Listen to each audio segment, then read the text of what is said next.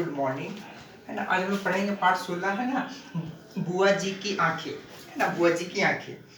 देखिए इस कहानी का शीर्षक होगी, इसको अज्ञात इनके है ना लेखक। देखिए, लोक कथाएं लोक व्यवहार पर आधारित होती है। इस पाठ जो मैंने लोक कथाएं लोक व्यवहार पर आधारित होती है। व्यवहार है ना, जो भी कुछ मैंने टिप्पणी का। अच्छा, यह पाठ भी हमारे समाज में प्रचलित कतिपय विश्वासों पर आधारित है। कुछ लोग विश्वास करते हैं, कुछ लोग इस चीज को मानते हैं, इस चीज को है ना, जो मतलब जैसे क्या बोलते हैं, सगुन अपशगुन सब को मानते हैं। लोग विश्वास है कि गर्भवती महिला द्वारा हंस का मांस खाने से बच्चा स्वस्थ होता है। दीवान जी को पुत्र वधू गर्भवती थी। उसने राजा के पालित हंस को खा लिया।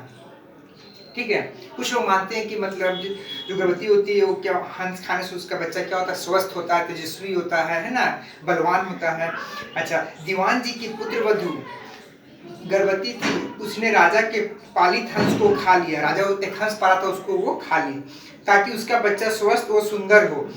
उसने उसके विषय में किसी को भी कुछ नहीं बताया। आइए इसी के विषय में हम पढ़ेंगे। अच्छा, पद्मन सिंह नाम का एक राजा था। उसके पास एक हंस था।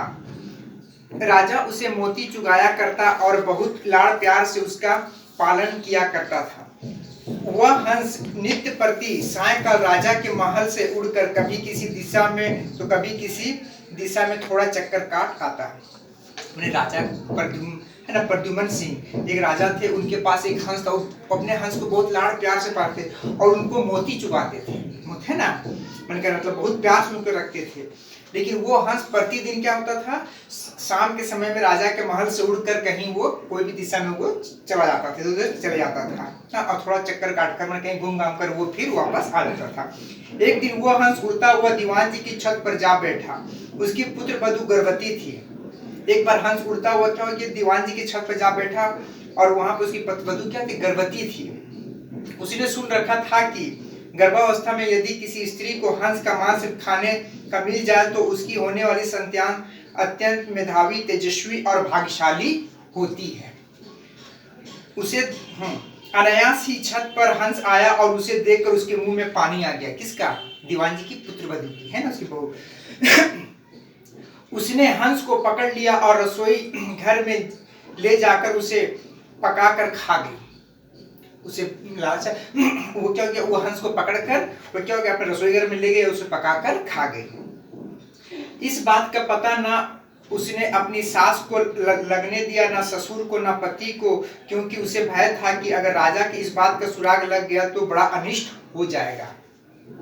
तो उसकी जो दीवान जी की जो पुत्र वधू तो जानती थी कि अगर इस तरह से हंस खा लेने से उसका बच्चा क्या हो जाएगा, तेजस्वी होगा, है ना, तेजस्वी, मेधावी और भाग्यशाली होगा। और उन्होंने क्या किया, वो हंस को पकड़कर मारकर वो खा ली। और इस बात का किसी को पता नहीं देना, तो अपनी सास को लगने दी, ना अपना पति को लगने दी, ना अपना ससुर को लगने दी, क्योंकि राजा का हंस था। अगर पता लग जाता तो क्या होता है, बड़ा अनिष्ट हो जाता बहुत।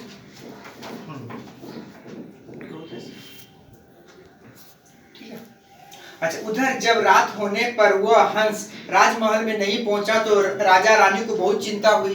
उधर जब ये तो मार के हंस खा ली दीवान जी की पुत्र वधू। जब रात हो गई, जो हंस था राजमहल में नहीं पहुंचा, राजा के महल में नहीं पहुंचा, तो राजा रानी को चिंता हुई, भाई अभी तक क्यों नहीं आया।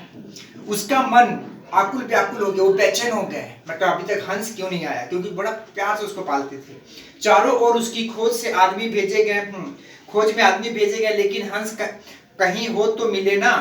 अच्छा, राजा ने अड़ोस पड़ोस के शहरों कस्बों में भी सूचना भिजवाई कि अगर कोई हंस का पता लगा सके तो राज्य की ओर से उसे बहुत बड़ा पुरस्कार दिया जाएगा। राजा ने भी क्या जाएगा, अड़ोस पड़ोस जो भी था राज्य सब में से जाकर मैंने सूचना लगा दिया कि जो भी उस हंस को पहुंचाएगा उसे क्या दिया जाएगा, पुरस्कार दिया जाएगा।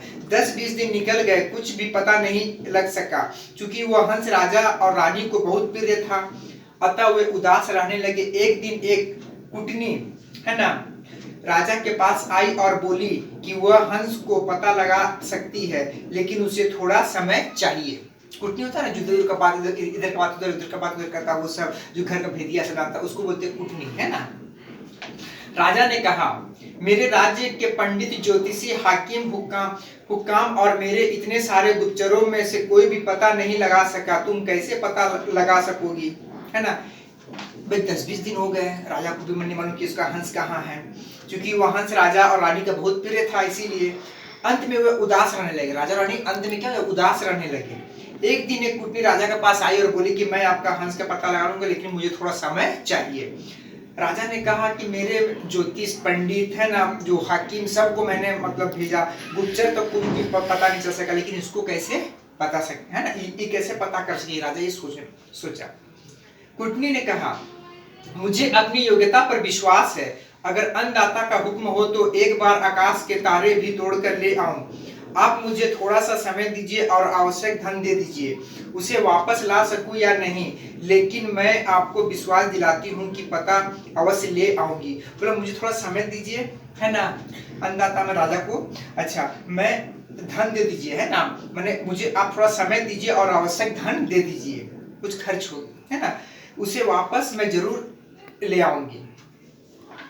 राजा ने स्वीकार कर लिया और कुटनी ने अपने उद्देश्य की सिद्धि के लिए चल पड़ी। सबसे पहले कुटनी ने यह पता लगाया कि शहर में धनिक घरों में कौन कौन सी स्त्रियां गर्भवती थी। उसे पता था कि गर्भावस्था में ही किसी स्त्री को यदि हंस का मांस मिल जाए तो वह बिना खाए नहीं रहेगी।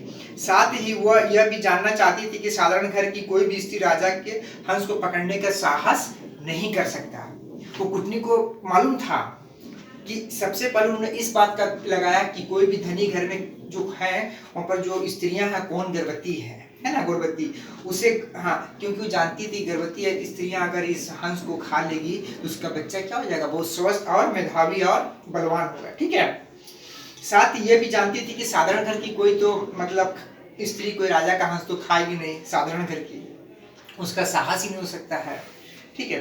खोजते खोजते उसे पता लगा